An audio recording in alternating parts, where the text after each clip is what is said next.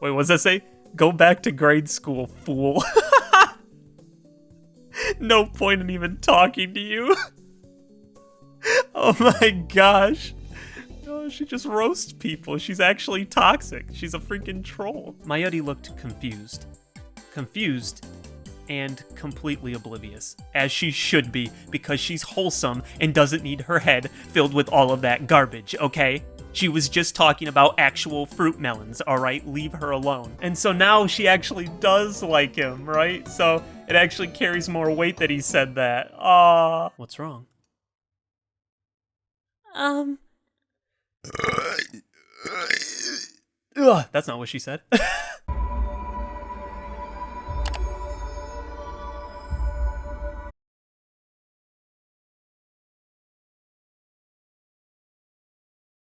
How's it going, everybody?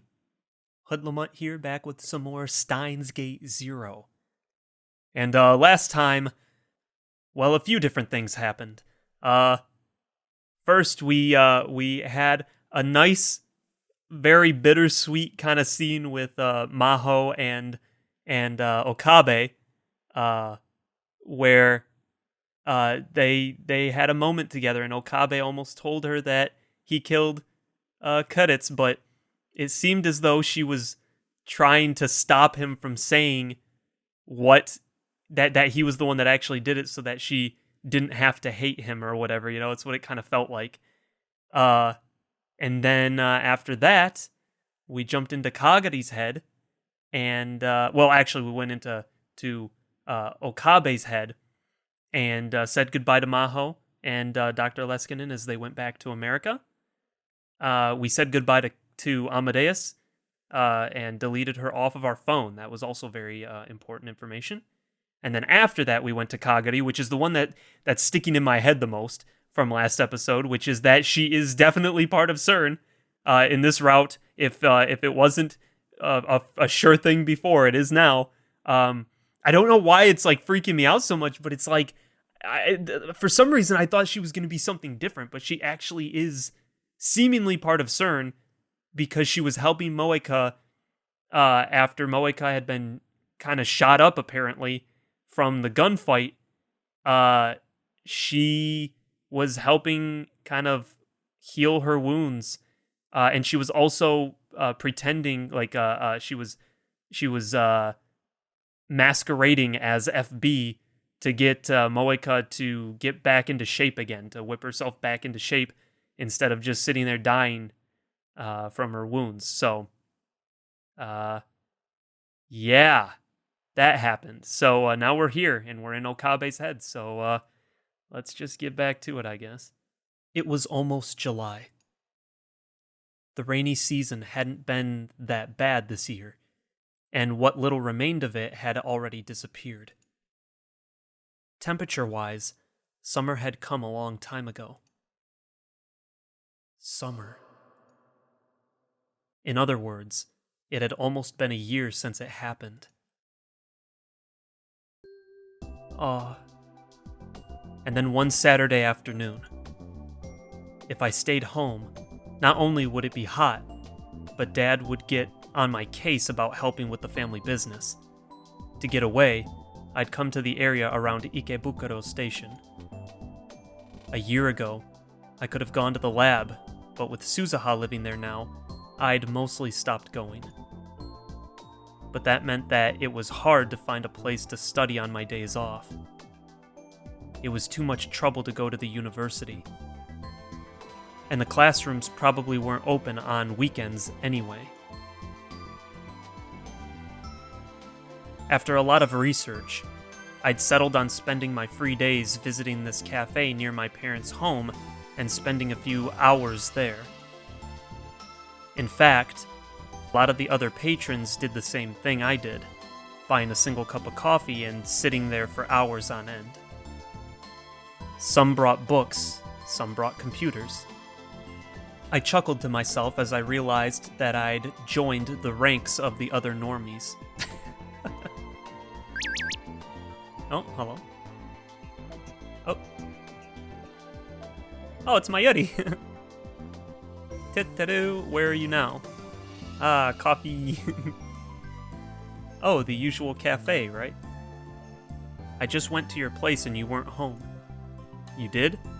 Did my dad make a nuisance of himself again? It's okay. He gave me some barley tea. I have to go shopping. Will you come with me? Absolutely! Yeah, you better say okay. Thank you. Okay, I'll leave now. Wait for me. So she went to my house? My family's business was called Okabe Greengrocer. It was a beat-up old store located in a run-down shopping street. The place was almost 40 years old. I really wanted them to rebuild it. Phew. My mind had wandered.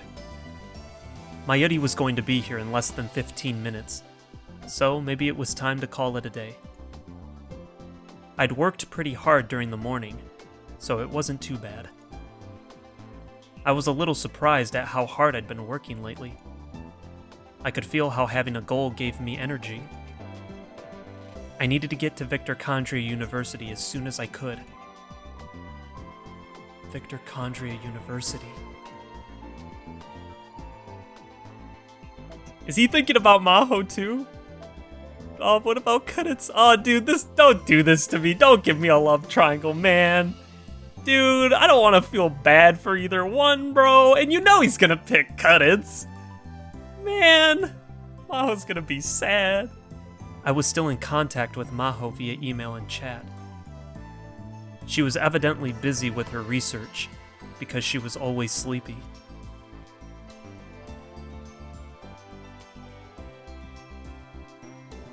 I took out my phone. I found myself looking for a certain icon on the home screen. But of course, I deleted it myself 6 months ago. Amadeus. Was Kudits doing well? Knowing her, she was probably coming up with some complicated theory, or teasing Maho. It was also possible that she was visiting @channel and hiding it from Maho. @channel. That's right. Kudits had internet access. So it would make sense if she accessed @channel. But given that, could Amadeus post on message boards? Kudits had spent a lot of effort last summer trying to argue with John Titer on @channel.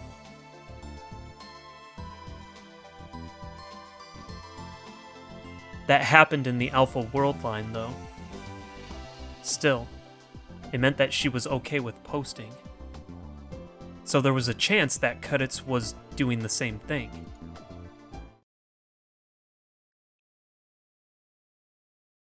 If Amadeus had even temporary access to the network, then just maybe. I opened the web browser on my smartphone, and without really expecting much, ran a search for a nickname I knew I'd never forget. Keri Gohan and Kamehameha. It was the handle that Kudits had once used. Whoa. I spoke without thinking. I bowed my head a little towards the other customers, who were staring at me coldly, and looked back at my phone. Amazingly, the search turned up several hundred results. Haha! They were all comments on @channel. I took a look at the dates on the results page. The oldest dated back to 2008. Those must have been written by Kudits when she was alive. I never expected to see traces of her here. And wait, did she really need to post this much? I didn't realize she spent this much time on @channel. Her comments were spread out on a lot of different boards. Physics, mathematics, science fiction. Oh, and of course, the occult boards. What? For example, in the science fiction threads, she'd had passionate discussions about time machines. But unlike in the Alpha World line, she never came out and denied the possibility of a time machine. Surprisingly, some of her comments seemed to be quite the opposite. No, I guess that's not surprising at all. After all, she'd gone through all the work required to write a paper on time machines. Compared to that, her comments on the occult boards were brutal. She would absolutely crush the arguments of anyone who dared to propose anything even the least bit unscientific. Supernatural phenomena like crop circles, poltergeists, and spontaneous human combustion. Out-of-place artifacts, the Mayan doomsday calendar, conspiracy theories about how human DNA had been brought from another planet. She broke them down and refuted them with a cold thoroughness that even drove away her own side. And if anybody dared challenge her, she'd leave them flat on the canvas. It was just like Kudets. Her comments offered so little room for discussion. It was aggravating to read them. Did she actually enjoy all this occult stuff? She put enough energy into this that I couldn't help but wonder. This is just too much. The first time I met her at last year's ATF, I'd gone through the same experience. But after a certain point, the Kuri Gohan and Kamehameha comments suddenly stopped. The cutoff date was July 27th of last year. Oh, so she wasn't on it. The day Kudets died. Her last comment was a slightly too heated response to someone who was mocking Dr. Nakabachi's time machine press conference. My chest tightened with the sensations of nostalgia and sorrow. I decided to close the browser. But then I stopped as soon as I saw her next comment. I brought the phone closer to my face and stared at it again and again. The date of the comment was December 1st, 2010. Oh! Wait, what? This can't be. Kudets died in July 2010. So this couldn't possibly be her. So who was it? Well, Amadeus, obviously. Was it someone else who'd taken over the identity of Kuri Gohan and Kamehameha? Or was it... Since there was no trip code, I couldn't tell for certain.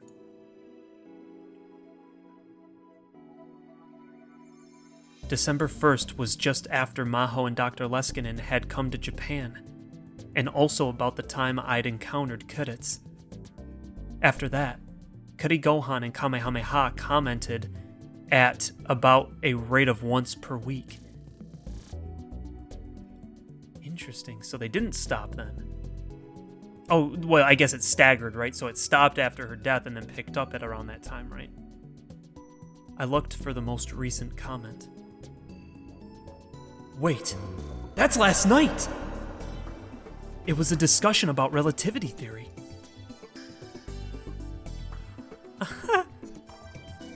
Wait, okay, so you're one of those people who thinks that the Michelson-Morley, I think it's Morley, experiment led to the development of relativity theory?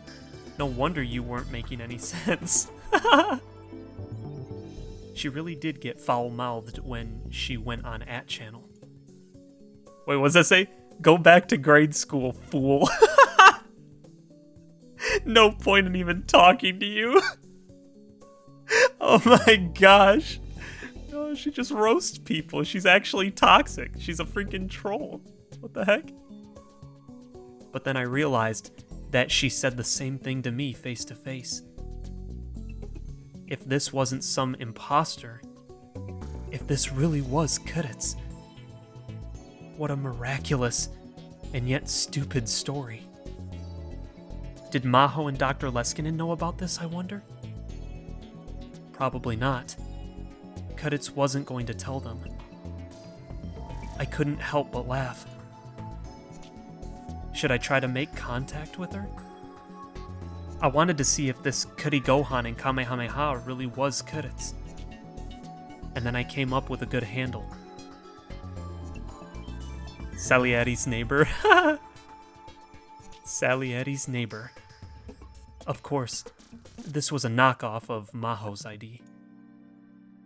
If Kuri Gohan and Kamehameha really was Kuri's, she'd have to notice it, right? Okay. That's if she knows that Salieri is the ID that Maho uses. I can't remember if that's something that they talked about. Wait a minute. Huh. I thought I smelled moron. It's true that the original purpose of that experiment was only to prove the existence of aether, but you can't deny that it helped Einstein. As a result, you can say that it formed the basis of his theories. Someone needs to go back to school, and it ain't me. Yeah! Let's go. That's a little bit of Hao and Kyoma coming out of him. Alright. Before he actually fully transitions back. That's fun. And there. It's posted. How about that? I wrote something deliberately provocative. And importantly, I had mixed in some mistakes. Not to brag, but I thought I knew a lot more about Kuri's than Maho did.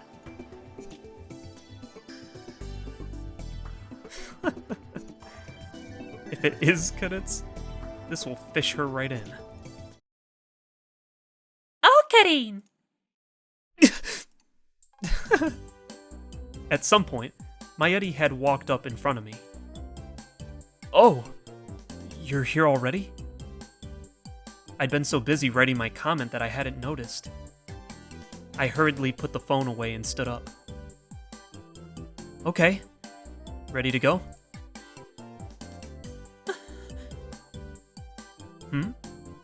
What's wrong? Nothing. Let's go. Oh, dude, no. Mayuri and I left the cafe. Oh, she knows she's observant. She may be a little, she may be a little ditzy, just a little bit, you know? But she's observant. She understands when he's... I don't know if this was like a thing where she knew that he was hurting about something, or if she knew that he was hiding something and kind of picked up that maybe it was a girl, maybe, or something. I don't know, I can't quite tell, but she's so observant, dude. Mayuri and I met up and headed for Tokyo Hams. When I stepped inside the air-conditioned store, I felt refreshed. If it was this hot in June, I shuddered to think what it was going to be like in July or August. So, what are you going to buy? We're going to make some signs for advertising. So I need poster board and highlighters and stuff. Are you going to put out a book at this year's Kamima? Nope. It's for Okabe Greengrocer.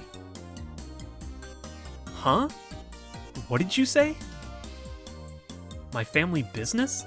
Yeah, so this is all similar. I remember her doing this, so interesting. So they're just mixing in new information with some of this old information that we've been through, seemingly. When I went to your house today, I talked to your dad about it. And I said that Mayushi would make them for him. Wait, seriously? My dad could be such a jerk. There's really no reason you have to do that. But, Mayushi wants to do it. You're sure? Your mom and dad are always so nice to me. Okay. I'll get you something as a thank you present then.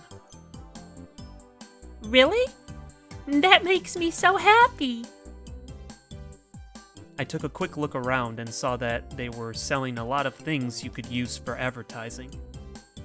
I decided to mostly leave the purchasing decisions up to Mayuri. She spent quite a while deciding what to buy. But, well, maybe because of all the time she spent at May Queen Nyan, her taste ran in the direction of cute and anime. Hey, Hey! Don't you think this heart shape is cute? How are you going to use a heart shape to sell fruits and vegetables? Huh? Well, how about this? Mr. Matsutake is thick and sturdy. Why not take him home tonight, ma'am? Or maybe... try my juicy ripe melons. Brr.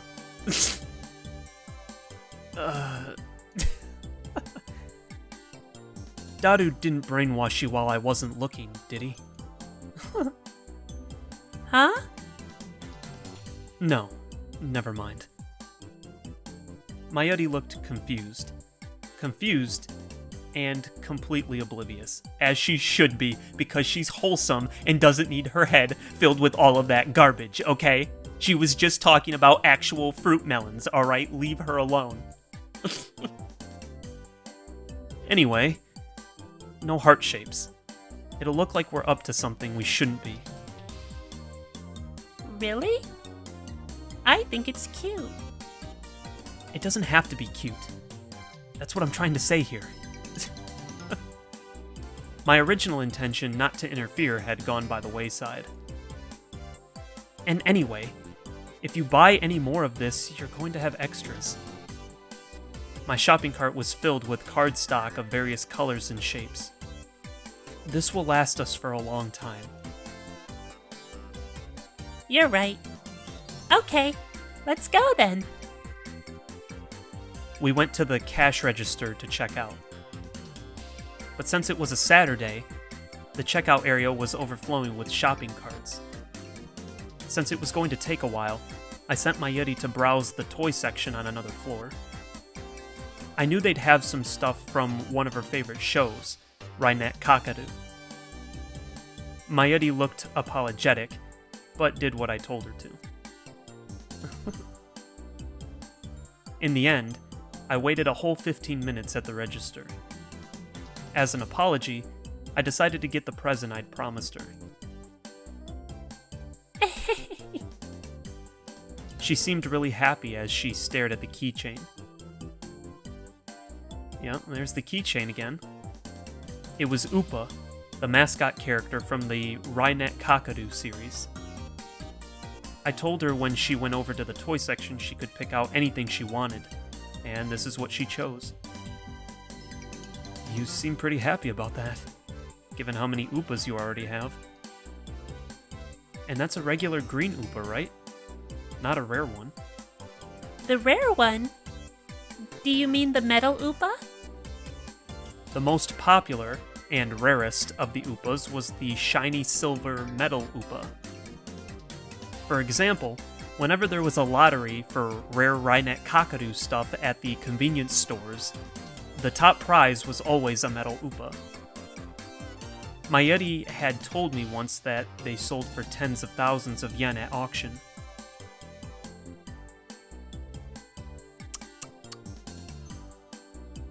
For some reason, Mayuri was wagging her finger at me. Nope. This is a green Upa, but it's not a regular one. This was the green fairy Upa that was in the movie they just released. Come to think of it, there had been a Rainet Kakaru movie out in the spring. Had Mayuri sat in a theater full of little kids to watch it? The Green Fairy? Is it okay if I spoil the movie? Go ahead. I'm not going to see it. So, this movie, it's about a fight with an evil super hacker in the virtual world. The virtual world is a forest where the fairies live. Mr. Super Hacker is really strong, and Kakaru and Upa are in big trouble, but just when they're about to lose, the fairies come to save them. And it turns out that the fairies are actually the flowers in the school garden that he'd always taken care of. They came all the way to the virtual world to save Kakaru. And then there was this big shiny light. And then they combined with Upa. And that's Green Fairy Upa. He's really cute and really strong. Mayushi thought it was so great. I love stories like that. The director's a genius. It sounds kind of like a Deus Ex Machina to me. I mean, those fairies just came in and saved Kakaru, so I mean, you know. No, what am I saying? I can't rain on her parade. What am I saying? But I mean, yeah, no, it was a Deus Ex Machina for sure. I see.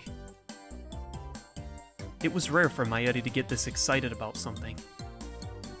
I took a closer look and saw that the design was a little different from the standard Upa. I didn't know a lot about Upas, so I couldn't say exactly what was different. I've actually been spending a lot of time looking for this keychain. It's really popular, so it's sold out everywhere. I never would have thought Hans would have one. You were pretty lucky, huh?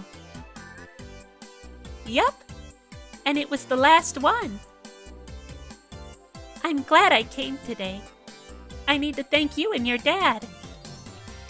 Mayuri took the tag off the keychain, got her house key out of her bag, and carefully attached it. Hey, Okarin! Mayushi will treasure this forever and ever and ever. Yeah, please do. Make sure you don't lose it 5 minutes after you get it. Oh, yeah. It happened before, after all. Yeah, oh no, that's what started everything. Like the metal Upa I'd won for her at the radio building. Mayuri had lost it no more than 5 minutes after I gave it to her. I'd wondered if she had ever found it. I didn't really want to remember that time in my life, so my memory of what happened to the metal Upa was vague.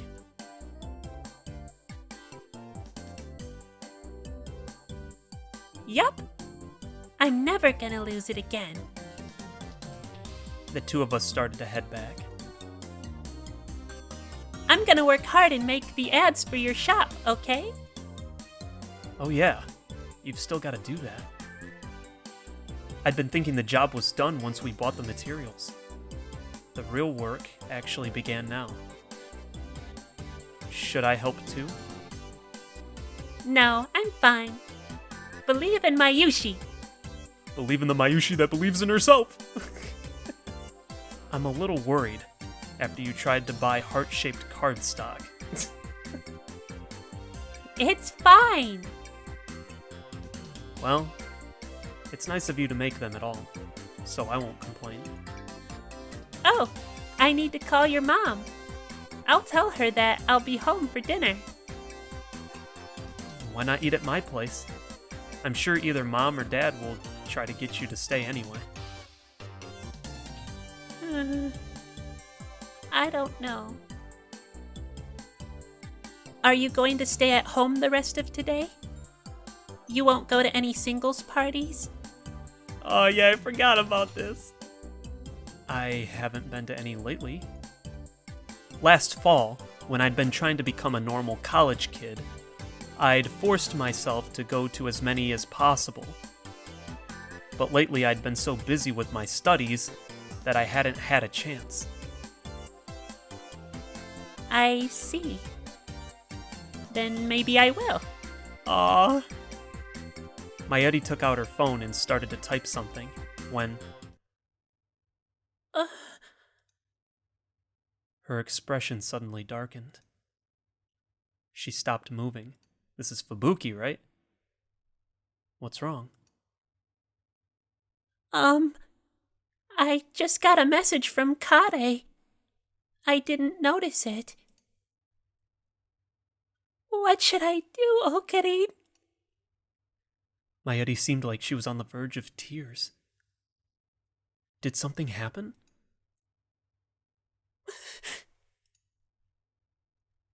Hey, Okarin? You told me before that Fubuki's not sick, right? Fubuki? You mean Nakase? Not Kurishima, right? Yeah. Is that true? She's really not sick? Yeah. I don't think so. But... Mayuri showed me her phone. Fubuki's back in the hospital.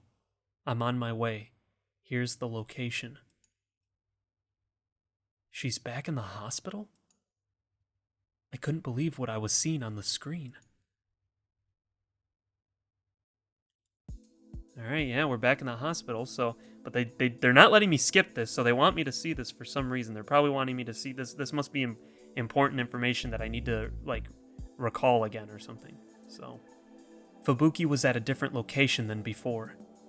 This time it was the Tokyo General Hospital High-Tech Medical Center in Yoyogi. Forgot how much of a mouthful that was, holy crap. It was supposedly one of Japan's most advanced hospitals. According to what I read on the internet, patients with the new encephalitis that everyone was talking about were being gathered here for special treatment. But I'd also read lots of really bad urban legends about the place, and I was a bit worried about what kind of horror show I'd find there. But of course, when we arrived, it was nothing like that. It was very clean, and decorated like a luxury hotel. Mayuri! Okarin! This way! Kade and Yuki waved at us as we entered the lobby. Yuki had gotten a message from Kade as well, and had evidently come right over. Where's Fubuki? She's fine. Yuki gave Mayuri a soft hug and a smile. Kade bowed her head apologetically. Sorry to scare you. I was kind of in a hurry myself.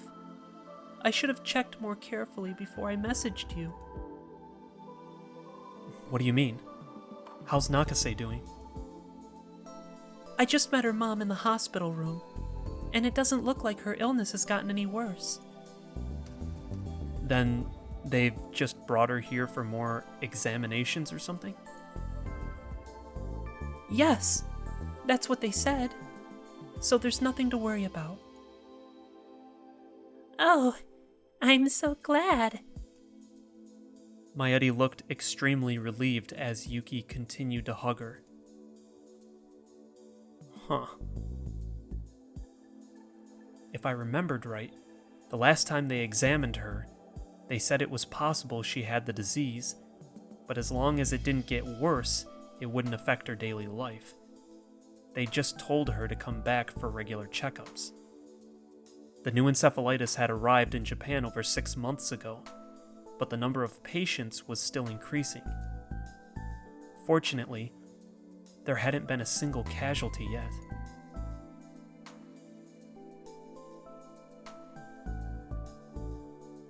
I'm pretty sure that's no illness, though. I was certain that what they were calling encephalitis was actually something similar to reading Steiner.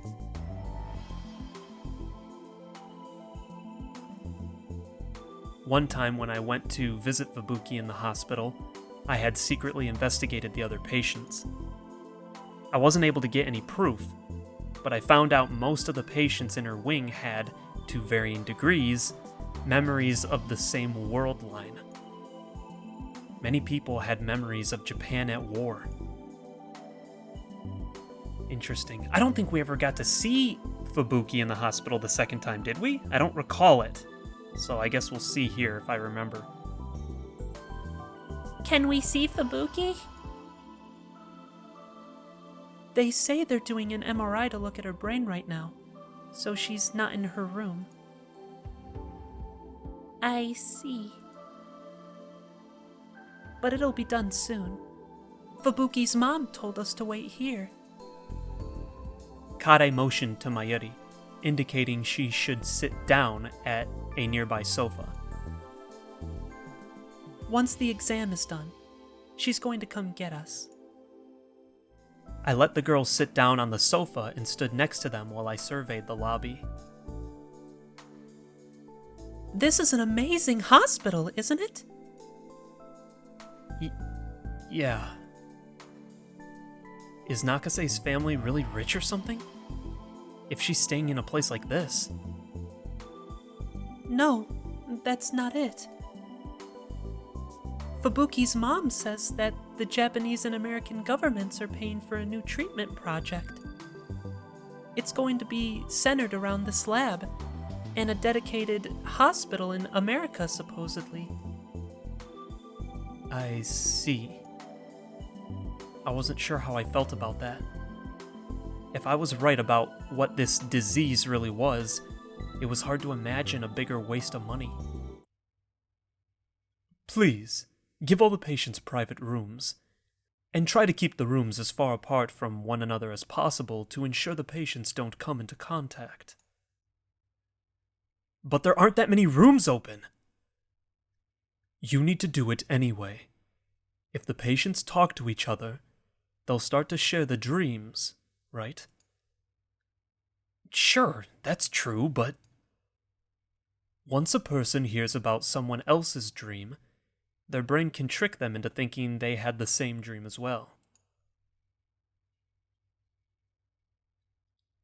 Across the lobby, I saw an old Japanese doctor in a white coat and a big man in a suit who was frantically trying to talk to him. Oh! I'd seen the man in the suit before. Actually, it was a man I knew well. Professor! Professor Leskinen! Interesting, so they're connecting these two areas where it happened a little differently in the first route, right? Huh. I hurried over. Dr. Leskinen! It's me! Okabe! He must have been wearing his translator because he was communicating with the old doctor in Japanese. Dr. Leskinen's face quickly broke into a smile when he saw me. Oh! Lintalo! His voice was so loud that everyone in the lobby, doctors, nurses, staff, and even the patients, turned to look at me. But Dr. Leskinen didn't seem to notice them as he ran over. He was like a giant American football player racing for a touchdown. What? Wait! Professor! Stop! Stop! My cries went unheard as Dr. Leskinen tackled me and then pulled me up. Then he switched from football player to pro wrestler, and he swung me up and down. I felt like I was a little child. There was nothing I could do to resist him as he flung me around. A moment later, he noticed the cold stares of the people around us and finally released me. Oh my, I'm sorry. I was so surprised I got a little too excited. Dr. Leskinen bowed to the people around him in apology. Dr. Leskinen, who is this young man? The doctor that Professor Leskinen had been talking to was staring at me suspiciously. Oh, well, I wasn't sure exactly what to tell him. It wasn't like he was really my professor. You seem to be a student. Which school are you with? If you're studying brain science like the professor... No, He'll be a student at Victor Condria this September. I'm planning on having him come to my lab. Huh? I see. Victor Condria University, huh? That's a surprise. I looked over at Dr. Leskinen questioningly, but he just gave me a mischievous smile. This guy... He really was such a kid. It's very rare for a Japanese student to be able to go there. I'm impressed. Thanks.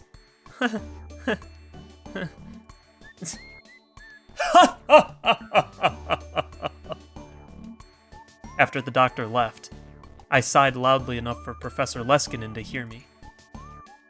So, who was that guy? The director of this hospital. The director? You just told a lie to someone that important? Oh? Did I lie? I said you'd be a student starting in September, but I didn't mean this September. Or what? Do you think you don't have what it takes to make it to my school in the end? That's a little unfortunate, but... He really was like a little kid. Completely shameless. But still, it was hard to hate him. I'm surprised, though. I had no idea you were in Japan. It just hit me. Something just hit me. It just came like a bolt from the blue, dude. Time for the Reaper review kind of stuff, right? Like, oh my gosh, I just thought this is following the same path as the first route, which means how much you want to bet that Leskinen is still bad, and he's going to capture Okabe, but then Okabe is going to get saved instead of brainwashed. Right? I have a feeling that same thing's going to happen, dude. Watch me be right. It had been 5 months since I'd seen him off at Narita. I looked around for Maho, but I didn't see her anywhere. Are you not feeling well, Lintalo? Did you come here for treatment? Oh, no. I'm here to visit a friend. Oh, I see. That's good. Well, it's not good for your friend. I'm sorry. Oh, no. So, what are you doing at a Japanese hospital? Dr. Leskinen brought his face close to mine and whispered so that the people around us couldn't hear him. You heard about the new encephalitis cases, right? The American government asked our psychophysiology lab to look into it, but they've hit a roadblock. The university ordered me to help with the investigation. I see. So you're helping with the new encephalitis cases. Now there was a word I didn't expect to hear. I explained that my friend was here because they thought she might have the disease. Is your friend named Katsumi Nakase, perhaps? Oh, yeah. You met her at the Christmas party, didn't you? That's right. My interest in this new disease started with that party, you see. Both you and Katsumi collapsed, right? He was right, actually. In my case, I'd been sent to that other world line. I met up with her again several days ago. She demanded to know why she was being sent back to the hospital when she was just fine. I see. Would you tell her it would make me happy if she was a bit more cooperative? Huh. I actually feel really bad for both her and all the other patients. We in the Japanese team are doing what we can, but we just don't understand the results we're getting. Dr. Leskinen's usually chipper expression darkened. The man was such a ball of vitality that I hadn't noticed until then, but when his smile disappeared, I could see the wrinkles that had been formed on his face from exhaustion. He must have been working hard, like he said. I just thought, too, I don't think we did meet Kagari. I don't think we ever did find Kagari. We fought with her, right? I think Suzuha fought with her in the first route, but we never did actually meet her in the first route. But now, because in order to unlock the true ending, I'm wondering anyway, if from the fourth ending, because they knew that we already knew Kagari, that they didn't feel the need to introduce her because we already knew her, so they introduced her as part of CERN. I just thought about that. I wonder if that's why they did that. Because Kagari goes to help Maho save Okabe in the first route, right? But it didn't really make a lot of sense. It was kind of like it was happening really fast, and it was just a lot of kind of like stuff just didn't make sense. I don't know how else to word it other than that. So maybe it'll make sense this time. Okay. To be honest, none of the doctors thought we'd have this much trouble explaining it at the start.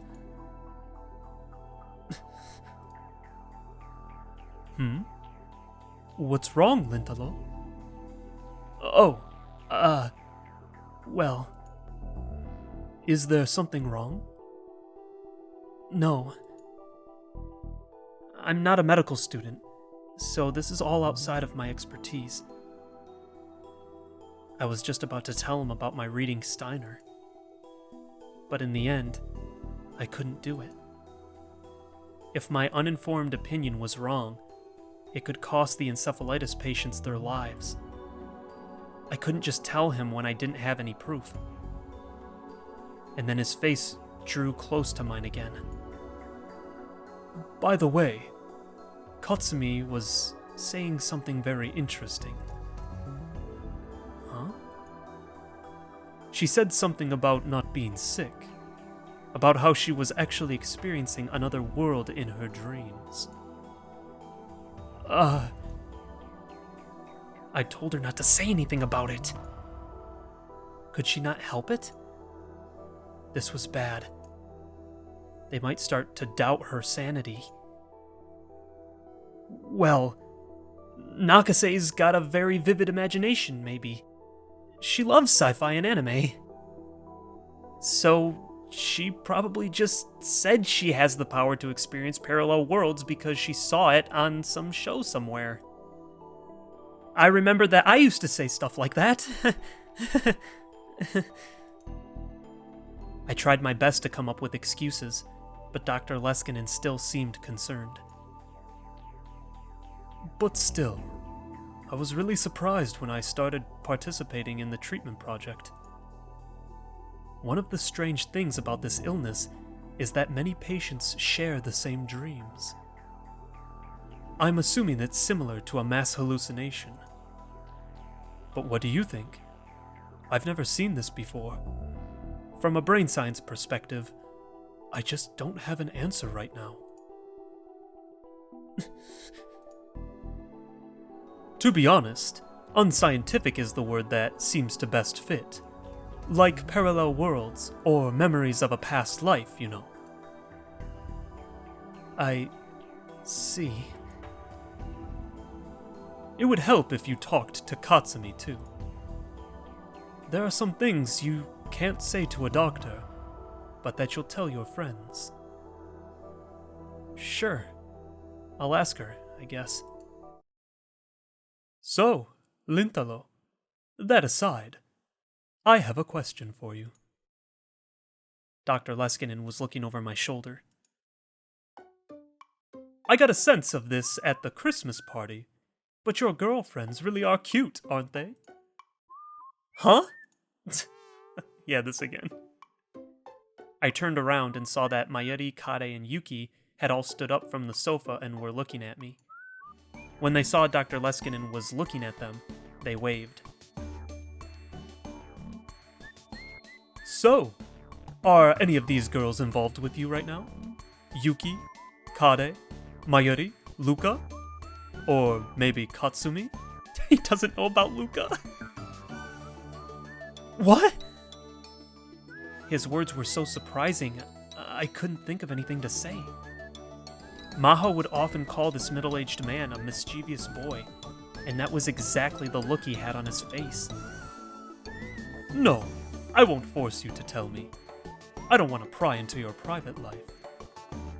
But, well, I'd hoped to have something to tell my favorite student. Huh? Dr. Leskinen turned to walk away before I could figure out what he meant. All right, Lintalo. I've got to talk to the director a little more, so I'll be going. And so now she actually does like him, right? So it actually carries more weight that he said that. Ah, poor Maho. I'd love to go around to all those girls and give them a hug too, but I'll save that for next time. Tell them I said hello. Oh, sure. Mayuri and the others came over to me as I watched him go. Was that Dr. Leskinen? Yeah. I knew I'd seen him somewhere before.